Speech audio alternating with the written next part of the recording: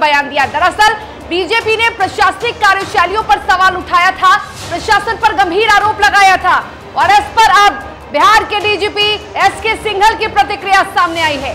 DGP ने कहा है कि बिहार के पुलिस ने ही नेताओं को बचाया। जी हां, बीजेपी के पुलिस की कार्यशैली पर उठाए गए सवाल पर बोले हैं डीजीपी, हमने कार्रवाई की है, नेताओं की पुलिस ने ही रक्षा की है। डीजीपी एसके सिंघल ने साथ ही कहा कि हिंसा में जिनका भी नाम आएगा उनको बख्शा नहीं जाएगा, उन पर कार्रवाई होगी। साथ ही ये भी कहा है कि पुलिस सबूत के आधार पर कार्रवाई करती है, मामले में अनुसंधान यानी जांच जारी है। पिछले 2.5 दिनों से अब तक कोई हिंसा नहीं हुई है और आगे भी नहीं होगी। डीजीपी ने आश्वस्त किया है कि फिलहाल पुलिस पूरी तरह से अलर्ट मोड पर है, नेताओं को पुलिस ने ही बचाया है। एविडेंस आधारित है, जिसके खिलाफ एविडेंस आएगा उस पर कार्रवाई। सर, सवाल इसलिए था सर कि चूंकि जो सेना के लोगों ने पीसी किया था उसमें कहा था कि सुनियोजित साजिश के तहत वो उनकी, देखिए अलग अलग लोगों के अलग अलग परसेप्शन है। मैं किसी के परसेप्शन पर किसी प्रकार की कोई टिप्पणी करना नहीं चाहता।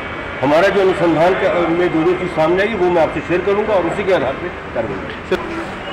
इसमें हमें कुछ नहीं कहना, हमने कार्रवाई कर दी है, रक्षा उनकी पुलिस ने की है, जाके आप पता कर लीजिए। ठीक, ये कहूँगा। ठीक।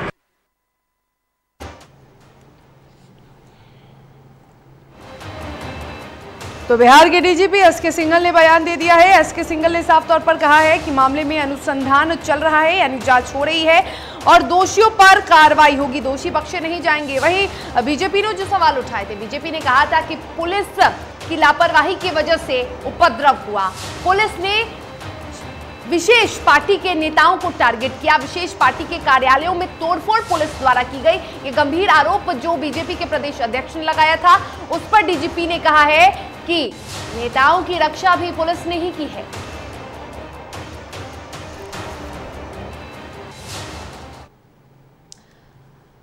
और सोमवार को अग्निपथ हिंसा को भड़काने के आरोप में कोचिंग संचालक गुरु रहमान के ठिकानों पर सीआरपीएफ और इनकम टैक्स द्वारा छापेमारी की गई थी, जिसके बाद गुरु रहमान ने वीडियो जारी कर कहा कि मैंने बच्चों को हिंसा के लिए कभी नहीं उकसाया। उन्होंने साथ भी यह भी कहा है कि किसी भी तरह के हिंसात्मक गतिविधि में उनका कोई योगदान नहीं रहा, बावजूद इसके उन पर कार्रवाई की गई।